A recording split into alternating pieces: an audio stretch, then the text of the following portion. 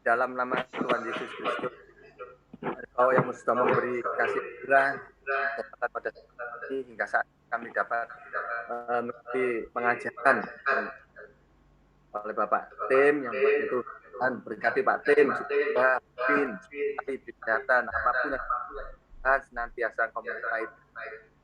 Terima kasih juga Tuhan untuk yang maupun yang tidak Tuhan pimpin ke hati kami buat melakukan mau kehendaki Tuhan setiap kehidupan kami mau mengubah kehidupan kami dengan perintah-Mu. Terima kasih Bapak mulai awal hingga akhir juga nanti kebaktian Kau berkati kebaktian kami Kau pimpin Kau hadir di tengah-tengah. Terpujilah nama-Mu, demi nama Yesus kami berdoa dan bersyukur. Amin. Amin ya. Oke, makasih Bang Ko. Selamat pagi semua. Nah, kita melanjutkan di kitab Bilangan. Tapi kalau boleh kita simpulkan, saudara, bahwa perjanjian lama pun juga membicarakan Kristus, itu yang harus diingat ya. Kalau kita Kejadian, Kristus itu dilihat ya, dinyatakan oleh orang perjanjian lama itu sebagai benih perempuan itu ya, keturunan perempuan. Nah, itu di dalam kitab Kejadian. Lalu dalam kitab Keluaran, kalau disimpulkan apa kitab Keluaran? Pak Indrawan, apa Pak? Kristus sebagai apa di kitab Keluaran? Jadi setiap kitab itu ada di dalam perjanjian lama itu. Ya, namanya Keluaran, pembebas. Ya, pembebas. Jadi Kristus di dalam kitab Keluaran ditekankan sebagai pembebas, saudara. Ya, Musa itu kan tipologi dari Kristus. Apa artinya tipologi dari Kristus? Coba lihat kelahirannya saja sama, mirip ya, diancam dengan pembunuhan. Ya kan? Kalau Musa pembunuhan Fir'aun, kalau Kristus waktu lahir pembunuhan Herodes. Nah, Musa yang memimpin pembebasan Israel dari Mesir. Nah, Kristus memimpin atau membebaskan umat manusia dari dosa. Nah, itu kalau kita lihat benang merah antara PL dengan PB, tokoh perjanjian lama dengan Kristus. Gitu ya. Lalu kitab imamat. Apa namanya imamat? Imam. Kristus sebagai imam besar. Ya, Harun imam besar, tapi sekali setahun masuk ke ruang Maha Kudus, hari raya pendamaian, untuk pengampunan dosa umat Tuhan dan dosanya sendiri. Tapi Kristus satu kali untuk selamanya. Lalu korban binatang-binatang yang dipersembahkan, lalu darah yang dicurahkan, nah itu semua menunjukkan pada Kristus. Lalu kitab Bilangan, masih ingat Bilangan? Di situ ada apa? Patung ular tembaga. Nah, itu juga bicara Kristus yang disalibkan. Kenapa? Karena Yohanes Pembaptis menjelaskan itu di Injil Yohanes pasal 3. Itu ya, itu di kitab Bilangan bicara tentang Kristus sebagai apa? Patung ular tembaga. Jadi ular itu tidak selalu kita artikan si iblis. Nah, seringkali kan ular iblis. Enggak. Di kitab Bilangan ular itu justru Kristus di situ. Nah, yang kita bisa tahu dari mana kalau itu Kristus atau bukan dari konteksnya. Karena kita mengatakan orang yang sakit dipagut ular ketika memandang patung ular tembaga itu sembuh. Ya, nah ini ada maknanya toh. Maknanya apa? Kalau dalam perjanjian baru tentang Kristus yang tersalib, ya, marilah orang yang letih lesu dan beban berat, marilah datang kepadaku, aku akan memberikan kelegaan, sentosa, damai sejahtera. Berbeban berat, letih lesu. Ini apa? Sebenarnya ini tidak bicara masalah hidup sebenarnya. Masalah apa? Dosa. Jadi orang berdosa bagikan orang yang beban berat. Orang berdosa bagikan lemah, bagikan yang letih, ya seperti khotbah Bambang kemarin, orang berdosa penuh kelemahan, ya letih karena dosa. Kalau datang kepada Kristus, Kristus yang mengampuni. Itu maknanya ya kalau kita lihat di situ. Oke, nah sekarang kita lihat di kitab Bilangan. Ya ini tujuannya ya. Kalau saudara lihat di situ menjelaskan Israel berada di padang gurun penuh dengan pemberontakan. Jadi terkenal kitab Bilangan itu kitab pemberontakan. Siapa yang memberontak? Yang pertama, ya sebelum Israel, ya Israel sudah sering ya saudara memberontak. Tapi Miriam dan Harun pun memberontak kepada Musa. Ingat. Jadi terutama Miriam sebagai kakak tertua kan ngomong, memangnya Tuhan hanya memakai kamu saja Musa. Gitu ya, memangnya enggak pakai kita. Jadi iri hati kepada pemakaian Tuhan atas hamba Tuhan lain itu nggak boleh. Tuhan marah di situ. Akhirnya kan langsung dikutuk itu. Miriam kena kusta. Iya toh? Jadi kalau apa istilahnya bahasa Alkitab mengatai hamba Tuhan gitu ya, atas pemakaian Tuhan itu nggak boleh dengan kata lain, ini kan iri ya, sama-sama hamba Tuhan kenapa engkau memakai dia lebih aku tidak, ini nggak boleh, karena Tuhan itu memakai hamba-hambanya itu sesuai kapasitas yang dimiliki, kemampuan yang dimiliki. Jadi jadilah seperti diri sendiri.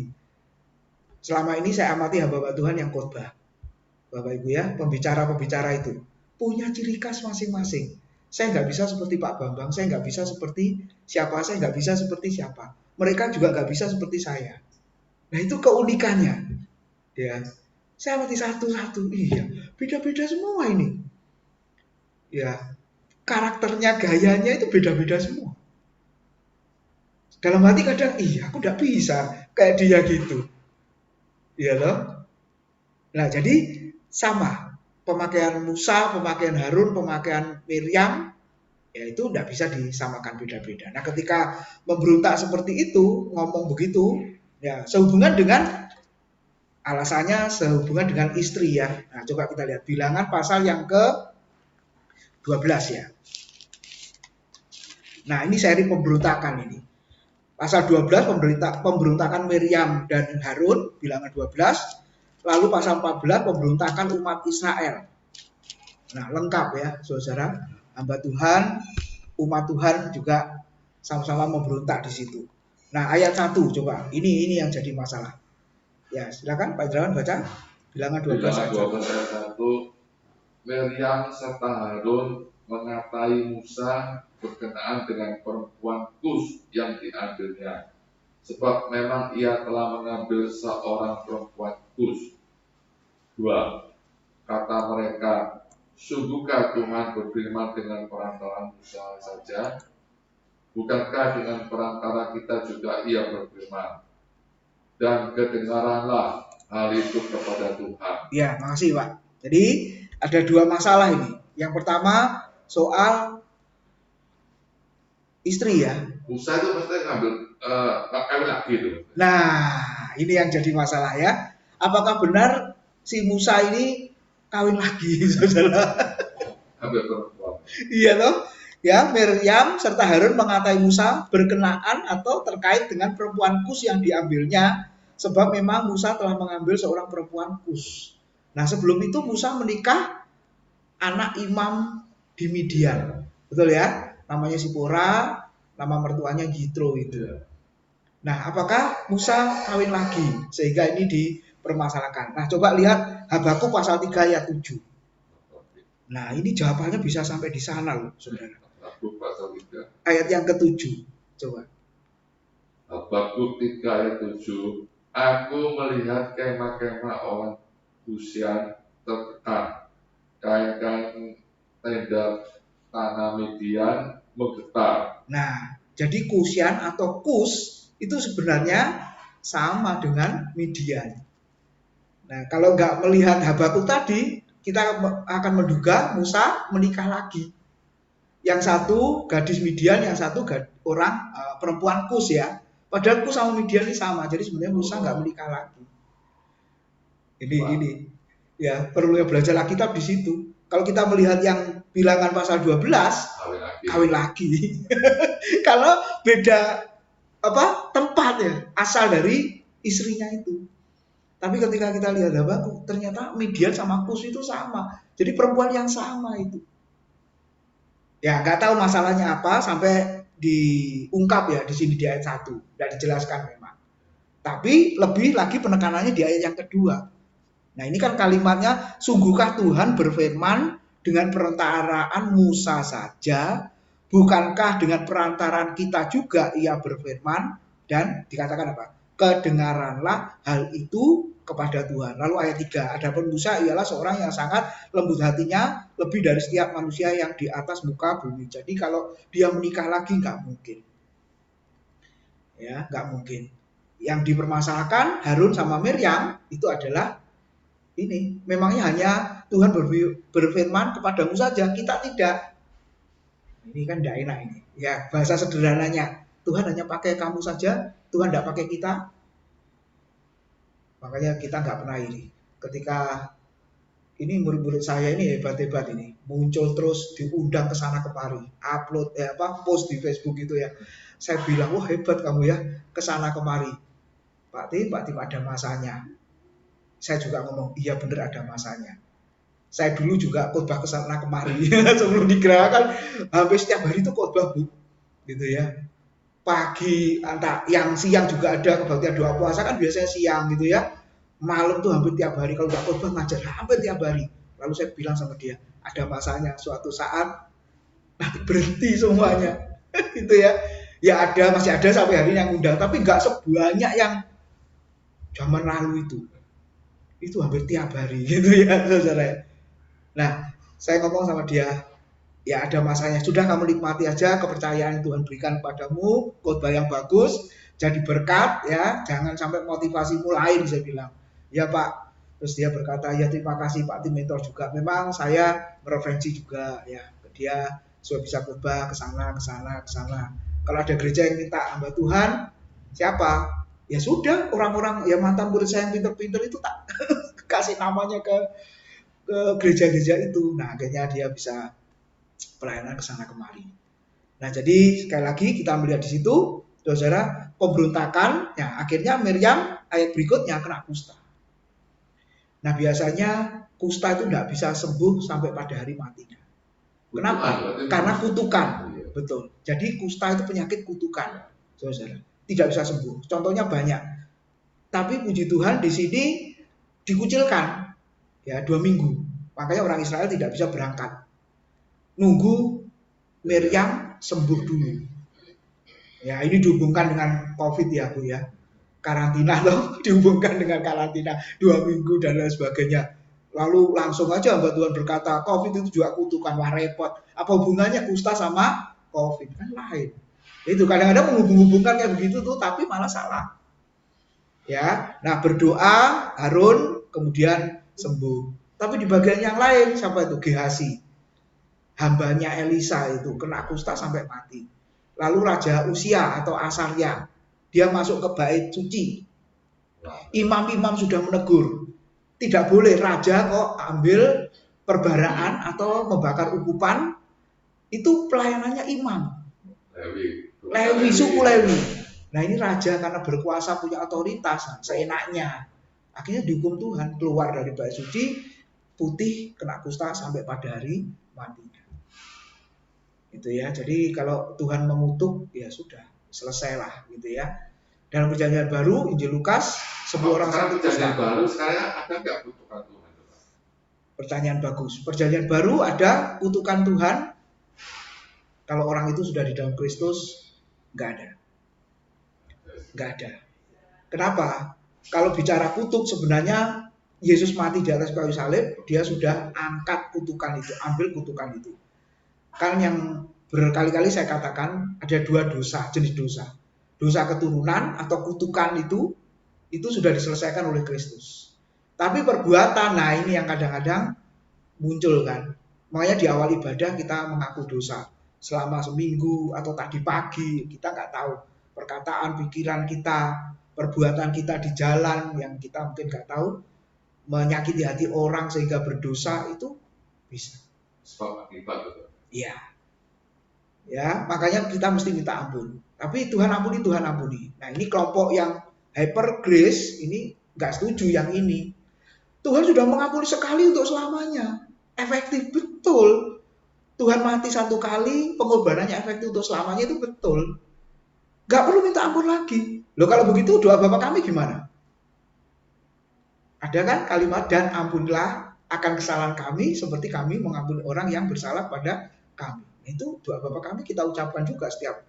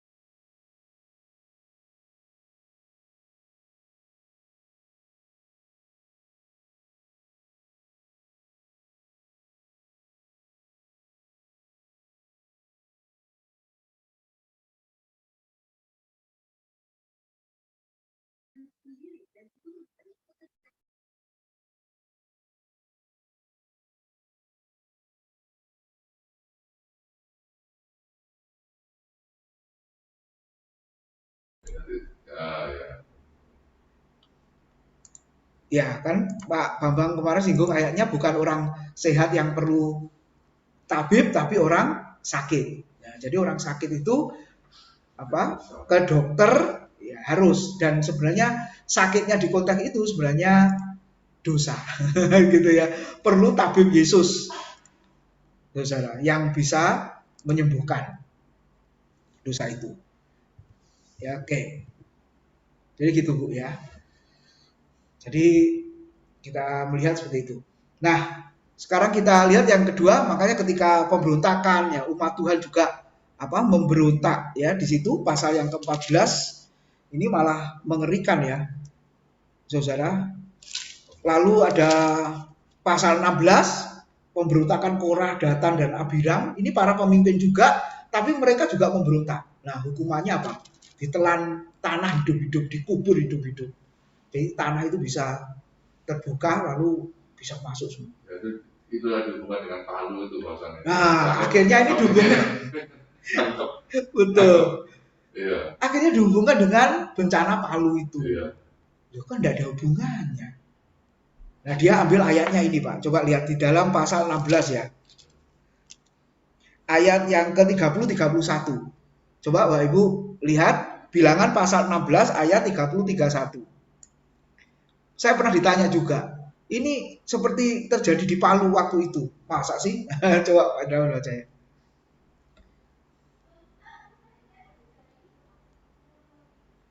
Bilangan 16 30 31. Ada Pak? Ya, ada. Bilangan 16 ayat 30, tetapi jika Tuhan akan menjadikan sesuatu yang belum pernah terjadi, dan tanah mengangkatkan mulutnya dan menelan mereka beserta segala kepunyaan mereka, sehingga mereka hidup-hidup turun ke dunia orang mati, maka kamu akan tahu bahwa orang-orang ini telah menista Tuhan. 31. Baru saja ia selesai mengucapkan segala perkataan itu, maka terbelalah tanah yang di bawah mereka. 32. Dan bumi membuka mulutnya dan menelan mereka dengan seisi rumahnya dan dengan semua orang yang ada pada Korah dan dengan segala harta milik mereka. Ya, 33 saya baca, demikianlah mereka dengan semua orang yang ada pada mereka turun hidup-hidup ke dunia orang mati dan bumi menutupi mereka sehingga mereka binasa dari tengah-tengah jemaah itu. Wah, kutukan itu kayak gitu ya. Hukuman orang yang menista Tuhan lalu memberontak kepada Tuhan itu mengerikan dalam perjanjian lama. Ini di kitab Taurat aja udah kayak begini, apalagi orang Israel semua mati di padang gurun, nggak boleh masuk ke negeri perjanjian. Wah, itu mengerikan ya, saudara. Nah, makanya puji Tuhan, kita percaya kepada Kristus. Kristus sudah mengambil kutukan itu, hukuman itu. Ya, jadi yang berbau PL, yang orang-orang PL mewariskannya ke generasi itu sudah stop waktu Kristus datang. Makanya Tuhan Yesus berkata sudah genap, sudah selesai. Ya artinya sudah nggak ada lagi hukuman-hukuman yang mengerikan di bayang-bayang hukum Taurat itu, sudah nggak ada lagi. Makanya istilahnya muncul kasih karunia. Gitu ya. Makanya PL nggak berhenti. Kalau berhenti sampai di situ tidak ada PB, betapa mengerikan. Betul. Kalau Kristus tidak datang, betapa mengerikan. Siapa yang sanggup kayak begitu? Ya, dan pola hidup nggak seperti sekarang mungkin ya. Ingat dan kuduskanlah hari Sabat. Nah, kalau konteks sekarang, aku kan sudah beribadah hari Sabat. Oke, berapa lama? 2 jam. Selebihnya ngemol. Lah orang Israel enggak ngemol ya. Ya sudah seharian itu untuk Tuhan. Puasanya ketat, nggak makan, nggak minum. Kita berapa jam saja. Iya toh? Nah, ini yang dimaksud dengan kasih karunia, bukan melonggarkan, menyetujui atau kompromi, enggak, memang diberi kebebasan, tapi kebebasannya bukan bebas-bebas yang apa ya, kebebasan yang terikat, gitu kan. Itu makanan apa saja, ya pokoknya intinya sudah digenapi Kristus, kita nggak usah lakukan. Tapi memang masih ada orang-orang yang masih PR, nah kayak pelayanan pakai minyak masih ada loh. Gak ada gunanya itu sebenarnya. Ya, gitu. Itu kan berbau PL semua. Dan yang kedua, minyak urapan tanda petik. Itu kan menunjuk pada Roh Kudus yang mengurapi. Waktu PL, Roh Kudus kan belum dicurahkan secara permanen. Bukan tidak ada, bukan tidak pernah turun, pernah. Kalau kita lihat tokoh-tokoh PL, Saul, Roh Allah, hinggap. Daud, Roh Allah, hinggap. Namanya hinggap kan di luar. Suatu saat meninggalkan betul. Besaliel, Aholiab yang di dalam PL, yang diberi istilahnya diberi Roh Kudus lalu bisa membuat alat-alat kemah suci. Ketika tugasnya selesai, ya sudah Roh Allahnya meninggalkan. Para hakim yang kita baca di kitab para hakim itu, kitab hakim-hakim, Roh Allah menghinggapi, para hakim memimpin itu ya. Tuhan memberikan kemenangan, lalu selesai ya sudah Roh Allahnya meninggalkan. Nah, itu PL. Jadi untuk orang tertentu, tugas tertentu sifatnya sementara. Nah, itu menunjuk kepada nanti Roh Kudus yang akan mengurapi permanen. Ya, sekali dia turun, permanen memenuhi setiap orang yang percaya. Semua orang, bukan hanya hamba-hamba Tuhan saja, pelayan-pelayan Tuhan saja. Itu. Yang memang di PL kalau sudah lihat ya tidak terlalu menunjukkan apa ya, manifestasi. Saya juga kurang senang istilah manifestasi itu. Seringkali kan kita mendengar ya manifestasi Roh Kudus, tidak ada sebenarnya manifestasi Roh Kudus. Kalau lihat kamus, manifestasi itu artinya kerasukan. Masa ada kita kerasukan Roh Kudus? Enggak. Ya toh, enggak ada kita kerasukan Roh Kudus. Yang ada kita dipenuhi Roh Kudus, dipimpin Roh Kudus. Jadi kalau tanya manifestasinya kayak apa istilahnya ya? Bukti. Itu memang enggak terlihat, tapi ada dampaknya. Apa ya, buah roh, hidup kudus. Nah, itu sebenarnya buktinya. Jadi bukan yang kelihatan, sebab yang kelihatan bisa menipu. Ya, ternyata kan bukan dari Roh Kudus tapi dari roh yang lain. Ya. Oke, Pak Ongko ada pertanyaan? Biasanya bertanya ini Pak Ongko ini. Ya, Pak Tim. Shalom ya semua. Iya. Iya. Ada ya dari PL ya. Allah itu terhadap umatnya. Ya, kami ini yang bahas itu aja langsung kena tulah. Musa juga yang dikatakan lembut, banyak kena marah. Ya, dia kan marah itu, makanya berdosa. B. Turun kasih karunia.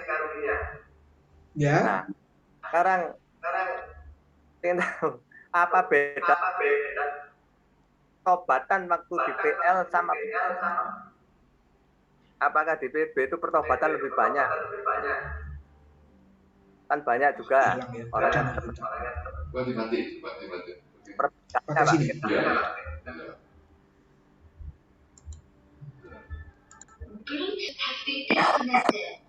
Ya, ulang Pak Ongko, enggak jelas. Jadi kalau kita lihat di PL, Allah begitu sakleknya, luar biasa Pak Tim ya, begitu salah langsung dihukum seperti Miriam sama Harun, itu langsung dihukum. Ya, Musa pun waktu marah juga berdosa juga dihukum. Hilang. Oh, hilang Pak Tim. Oke, ayo lanjut.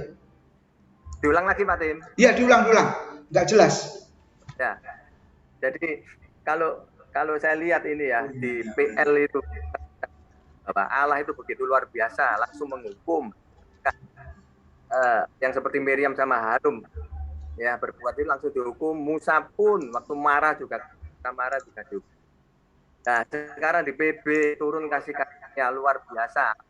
Apakah sekarang beda PL sama PB itu bagi pertobatan manusia itu berbeda? Apakah di PB itu turun kasih karunia, turun apakah orangnya lebih kasih daripada yang di PL? Kenyataannya kan banyak juga orang masih berdosa. Kira-kira menurut Pak Tim bagaimana ini? Jadi kan percuma, Yesus misalkan sampai lahir, misalkan oke, diselamatkan dari dosa, oke, diselamat, tapi kenyataan kan banyak yang berbuat dosa lagi, Pak. Oh, sebentar. Jadi orang sudah percaya Yesus atau lahir baru, ya, lebih tepatnya lahir baru, itu bukan kebal terhadap dosa loh ya. Masih bisa jatuh dalam dosa. Tapi bedanya apa? Kalau dulu belum di dalam Tuhan, itu mencintai dosa atau hidup dalam dosa terus-menerus. Tapi kalau sudah lahir baru, ketika jatuh dalam dosa, dia langsung menyesal dan bertobat. Jadi berduka cita, sedih. Kenapa kok tadi melakukan dosa itu? Itu Pak bedanya. Tapi banyak yang juga tidak menyesal loh, Pak Tim, justru malah terjerumus loh, Pak. Oke, ya itu tipe Yuda Iskariot berarti kan? Hanya menyesal tapi nggak pernah bertobat. Gitu maksudnya. Ya. Nah, jadi kenapa Tuhan pilih Yuda Iskariot yang hari Senin saya sudah khotbahkan ya Pak Engkau ikut nggak itu ibadah prapaskah pertama? Berarti memang ada kelompok orang Kristen atau bahkan hamba Tuhan yang tipe Yudas. Iya kan? Jadi ada orang Kristen atau hamba Tuhan yang tipe Yudas, jadi pengakunya Kristen, bahkan sudah melayani. Kan gitu ya. Tapi kenyataannya apa? Tetap aja hidup dalam dosa, gak pernah ada pertobatan atau perubahan hidup sama sekali. Memang ada Pak Engko. Nah kalau mau jujur mundur ke belakang, ya itu memang jenis-jenis dibinasakan. Dipilih untuk binasa, bukan dipilih untuk selamat.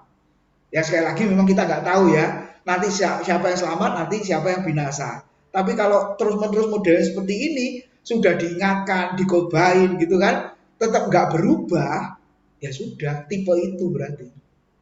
Jadi kalau PL itu kan jelas langsung dihukum Pak Lim ya. Kalau PB ini kan Yesus turun penuh dengan kasih. Kan jadi orang itu kadang itu kan meremehkan kasih Yesus. Sudah mengampuni. Nah, akhirnya kan apakah mengena? Oke, itu jawabannya di Roma pasal 6 itu. Coba kita baca, Pak Angko baca ya, Roma pasal yang ke-6. Jadi memang seolah-olah akhirnya meremehkan.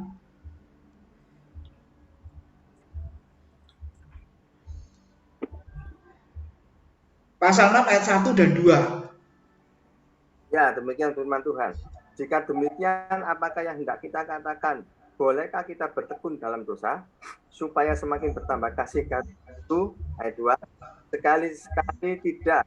Bukankah kita telah bagi dosa? Bagaimanakah kita masih dapat hidup di dalamnya? Iya. Jelas ya, Bapak ya. Ayat 1, jika demikian, apakah yang hendak kita katakan? Nah, ini pernyataan Paulus berikutnya. Bolehkah kita bertekun dalam dosa supaya semakin bertambah kasih karunia Tuhan? Jadi sudah dapat kasih karunia atau sudah dapat pengampunan, ya sudah nanti aku buat dosa lagi. Tuhan ampuni, Tuhan ampuni. Ya sudah nanti buat dosa lagi. Ampuni, Tuhan ampuni. Begitu? Enggak. Ya toh? Berarti orang ini main-main. Atau yang kedua tidak mengerti kasih karunia atau tidak mengerti pengampunan. Ya, makanya Paulus berkata sekali-kali tidak. Lalu selanjutnya, bukankah kita telah mati bagi dosa? Bagaimanakah kita masih dapat hidup di dalamnya? Jadi kalau sudah mati bagi dosa, manusia lama sudah dikuburkan, jangan minta mujizat kebangkitan. Nah, kebangkitan manusia lamanya itu kan sudah hidup baru. Gitu loh. Terus posisi Roh Kudus di mana? Posisi Roh Kudus di mana sejak kita lahir baru, sejak kita percaya Yesus? Yuk kita baca di mana? Iya, di dalam hati. Ya, Linda, terima kasih ya. Coba 2 Korintus pasal 1 nih Pak Angko. Betul, dari dulu Pak Angko pertanyaan ini ya. Jawabannya mungkin belum tuntas ya. Coba baca 2 Korintus 1 ayat yang ke 21 22. Oke, Pak Angko baca. Ini jawabannya, Pak. Posisi Roh Kudus ada di mana?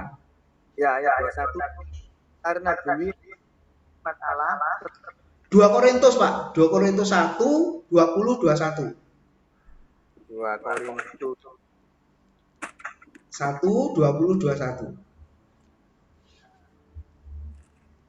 2 Korintus 1 20. Bab Kristus ada di atas. Itulah sebabnya kita mengatakan amin. Nah, ayat 21. Sebab Dia yang telah sama-sama dengan kamu, Allah yang telah mengurapi. Betul, Pak. Iya, ayat 20, 21, 22. Dan ayat 22 memeteraikan dan yang memberikan roh jaminan dari untuk kita. Oke, sinyalnya Pak Angko ya, putus-putus. Suara saya jelas nggak, Pak Angko? Suara saya jelas nggak? Jelas, Pak. Oh, jelas ya. Jadi Roh Kudus posisinya ada di dalam hati ketika kita percaya. Ya, oke. Lalu ketika orang itu jatuh dalam dosa, berarti dia, kata kita bahwa menduka citakan Roh Kudus. Ya kan? Jadi ketika melakukan ya keinginan daging dan bukan keinginan roh, Roh Kudusnya diduka citakan. Itu ada di Efesus. Tapi tidak meninggalkan loh. Nah, meninggalkan. ya, jadi Roh Kudus tidak meninggalkan. Karena sekali dia masuk, selamanya dia masuk. Kalau dia lahir baru, sekali dia masuk, dia tetap masuk. Nggak pernah keluar. Makanya jangan sampai kita nyanyi, mari masuk, masuk hatiku, ya Roh Kudus. Waduh, itu kalau orang belum percaya Tuhan nggak apa-apa. Ya, untuk mengundang Yesus, mengundang Roh Kudus nggak apa-apa. Akhirnya dia mau percaya. Tapi kalau sudah percaya tahunan nyanyi lagu itu, aduh Tuhan di surga bisa tertawa. Aku itu sudah masuk gitu ya, kok suruh masuk lagi gitu. Saudara ya. Nah, jadi yang terjadi adalah menduka citakan Roh Kudus. Ya, makanya Paulus berkata, jangan kamu menduka citakan. Betul, Jadi, makanya. Ya. Beda antara orang Kristen berarti cuma saya itu situasi bahkan yang sama.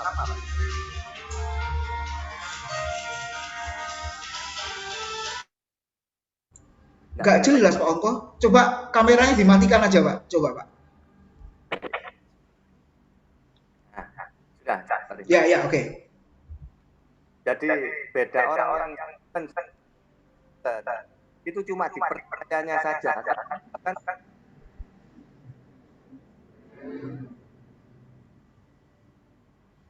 nggak jelas tadi. Halo, hilang. Hilang tadi. Iya, ulang. Hilang. Ya. Jadi gini Pak. Sebagai orang percaya dan bedanya kan dipercaya saja. Tapi perbuatannya padahal iman tanpa jadi perbuatan itu tidak ada nggak Pak? Maaf, ini maksudnya apa ini jadinya ya? Iman perbuatan. Nggak jelas soalnya. Oh, iman tanpa perbuatan. Oke. Semoga menjawab ini. Gini Pak Ongko. Percaya, beriman. Bisa percaya atau beriman kepada Kristus itu akibat dari sudah dilahirkan baru. Itu dulu. Seringkali orang terbalik toh. Percaya Yesus lalu lahir baru. Enggak. Alkitab tidak pernah ngajar begitu. Sebab kalau hanya percaya Yesus nggak pernah lahir baru, ya hidupnya nggak berubah. Di Alkitab ada, Yohanes pasal 8 nanti baca. Orang Yahudi itu percaya pada Yesus tapi mau bunuh Yesus. Berarti ini percaya sekedar ikut-ikutan tanpa kelahiran baru. Nah, yang benar orang sudah lahir baru akibatnya apa? Bisa percaya. Ada ayatnya 1 Korintus 12 ayat 3. Tidak ada orang bisa berseru Yesus adalah Tuhan tanpa Roh Kudus. Jadi orang bisa mengaku Yesus, percaya Yesus adalah Tuhan, itu pekerjaan Roh Kudus. Itu namanya lahir baru. Nah, setelah dia percaya akibat dari sudah dilahirkan baru, pasti perbuatannya ini ya sesuai dengan imannya. Makanya di surat Yakobus itu jelas iman tanpa perbuatan. Bahasanya tanpanya ini yang mengganggu. Seharusnya iman disertai perbuatan. Bukan tanpa perbuatan. Gitu Pak. Jadi perbuatan yang sesuai dengan firman. Pasti perbuatan yang sesuai dengan kehendak Tuhan. Gitu Pak. Jadi tidak mungkin mengaku percaya tapi perbuatannya kacau balau. Ini nggak mungkin. Berarti dia asal percaya dan nggak pernah lahir baru. Nah, berarti dia percaya yang percaya. Iya, percaya kan ada level-levelnya juga. Kalau mau jujur sih bukan itu belum percaya. Masih benih iman, benih percaya kalau mau jujur. Tapi tidak masuk kerajaan. Enggak.